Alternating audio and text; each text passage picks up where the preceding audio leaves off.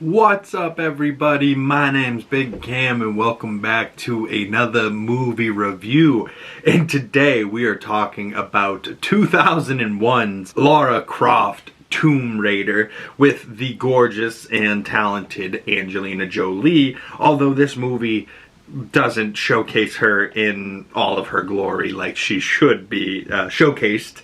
You know, and growing up, Angelina Jolie, she was somebody that absolutely made boys into men, if you know what I mean. You know, like, the sexual awakenings that came from Angelina Jolie are absolutely unbelievable. And not necessarily for me with Lara Croft, you know, because it was 2001, I would have been like 2 years old when it came out. So, not necessarily a film that I remember seeing as a kid.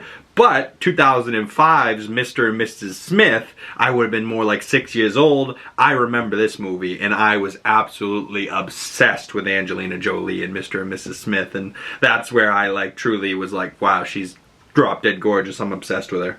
But, you know, she's done plenty of other roles, and I can't believe they gave her 2 of these Tomb Raider movies. They ended up coming back to do another one in 2003, Lara Croft, Tomb Raider, The Cradle of Life, whatever that means. But she voices the lion or tiger in Kung Fu Panda. She was in Beowulf, Gone in 60 Seconds. Oh, she wasn't Gone in 60 Seconds. She was Sway. I loved her character in Gone in 60 Seconds with Nicolas Cage. That's a great movie. She did a movie just recently in 2021, Those Who Wish Me Dead. She did Salt, The Tourist with Johnny Depp, Hackers, Maria in 2024. Wanted was another movie in 2008 that just Angelina Jolie covered in those tattoos. So fucking sexy. There's a shot of Angelina Jolie in Wanted that is unbelievable. Just mind-breakingly sexy. Like, she was also Maleficent. It seems like they did 2 of those as well. She was in Shark Tales. Very funny. She was also in Eternals in 2021 as Athena, and I don't know if her character will be back or not, and if we'll ever see those Eternals again. Me personally, I wasn't mad at that movie at all. I thought Chloe Zhao did a great job, so I want to see more of that, you know, characters, and I want to see more of the Celestials and the scale of those creatures in that movie. But it says the most popular work for Angelina Jolie is a movie called Girl Interrupted in 1999 from director James Mangold. I know the director, but I've never heard of this movie before, and maybe I'll have to check that one out. But comment below your favorite Angelina Jolie work. But as far as the director, Simon West is the guy who directed this movie. He's done some other things that I know, like Con Air from 1997 with Nicolas Cage. Of course, Tomb Raider he did. The Expendables 2 in 2012. When a Stranger Calls in 2006. The Mechanic with Jason Statham in 2011.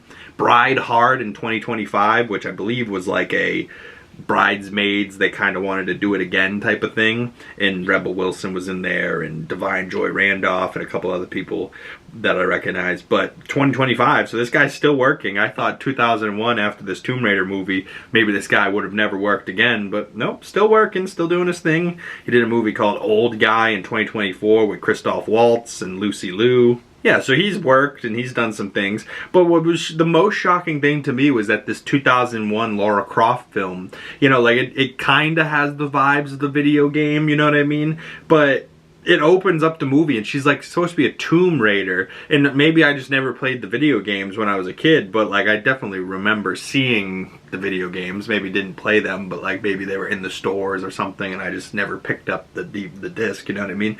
But Lara Croft, like, she starts out, she's like fighting this robot creature in like a tomb, and it's like, why would a robot be in a tomb? Alright, you know, and then she's later in the film, she's fighting like a statue, and it's like, you know, certain things that are like, alright, kind of cool, but for the most part, it's like, God, the writing in this is fucking awful. And Simon West, this says it was the only movie that he wrote and directed, and he didn't write anything else, and it says he was an editor for BBC beforehand, so, I don't know, it seems like he's a UK guy, and certainly, I mean, I watched it, and I was interested enough to, like, finish it, but I was also kind of like, why am I still watching this a couple of times? You know, not necessarily the best for what you want from a movie. You know, you definitely don't want to be sitting there going, why am I here still? You know, like, not the best, doesn't bode the best for your movie. But people that were in this movie alongside Angelina Jolie that I was shocked. Like, if I watched this in 2001, I probably would have had no idea who these guys were. But going back and watching this movie today, I was like, oh shit, Daniel Craig is in this movie as Alex West. And he plays, you know, like this handsome guy, and he's like jacked, he's got a gun at one point, and I was like, oh man, he probably used this film and like a couple of the shots in this for his, you know, his mixtape type of thing for when he's getting cast as Bond. And they probably saw this and were like, oh, he's jacked, he's, you know, he can handle a gun, and he's handsome as hell, he can deliver a smirky, sarcastic line type of thing. But yeah, Daniel Craig, of course, will go on to be Bond in the Casino Royale and in the most recent Bond era. But there's also a guy that went by the character name Manfred Powell, and this is Ian Glenn, who I know better as Ser Jorah Mormont in Game of Thrones, one of my favorite characters in Game of Thrones. But it says he's done 87 films, and I haven't necessarily recognized his work from the movies. But yeah, alright, I might have to go check out some of his work. It says he was in the Resident Evil movies. He was in Kick-Ass 2, Kingdom of Heaven in 2005 with Orlando Bloom, Ava Green, Jeremy Irons, Liam Neeson, Brendan Gleeson. Liam Neeson, Brendan Gleeson, back to back. Interesting. Yeah, so, you know, there's people in this film that I was like, yeah, this is cool. And then, like, her dad is John Voight. So there was a couple of people that I was like, oh, shit, I recognize these people. And as soon as those people came on screen, I kind of, you know, leaned in a little bit closer. Was like, you know, this is interesting. I mean, it's not great, but it's interesting. And then by the end, I was still like, oh, this is tough. You know, tough movie. But at least she has, like, a, you know, fight the big bad, you know, the villain of the movie and defeat him by the end of it type of thing. Which it did feel like a video game in that sense, where, like, you know, she's doing the treasure hunting the whole time, and then, you know, some guys try to steal it from her, and she's got to defeat the bad guy at the end in a little hand-to-hand fighting combat. But there's, like, so many shots of this. It's so many just, like like she picks up her gun to shoot, and she's got like these giant Desert Eagle guns, and she's shooting, and they're like, she's not straight, she's like this and pointed in a little bit, so she's like pew pew pew pew pew pew pew pew, and when really she should be going boom. You know, like, those guns are so big that it should be one shot, and the recoil should be going way back over your head, if not punching yourself in the face. Like, I don't know. But there was a couple other shots too. Like, she's in the shower and she's like flipping her hair out. It's like, that's a mess. There's water everywhere. Like, but I don't know. It was just, it was so very 2001, but like in the worst of ways. You know, like, it was the worst of the 2000 movies I have watched in recent memory. And, you know, they are remaking Tomb Raider with Sophie Turner. So the first image of her as the character, she does look very gorgeous and does look up to par as the Lara Croft character, especially with people like Angelina Jolie coming before her. You know, she's got to at least meet that bar of sexiness, and then from there they could just have to leap over the hurdle of not making a terrible movie, and then they should be okay. You know, like, they can literally make a mediocre to okay movie and it will still be way better than this. You know, like, I couldn't even necessarily tell you what artifact they were hunting down or anything like that, and I'm like, man, not the best treasure hunting movie I've ever seen, but still a character that deserves better, you know, deserves more. But just to wrap it up here, the little letterbox synopsis reads, born into wealth, groomed by the elite, trained for combat.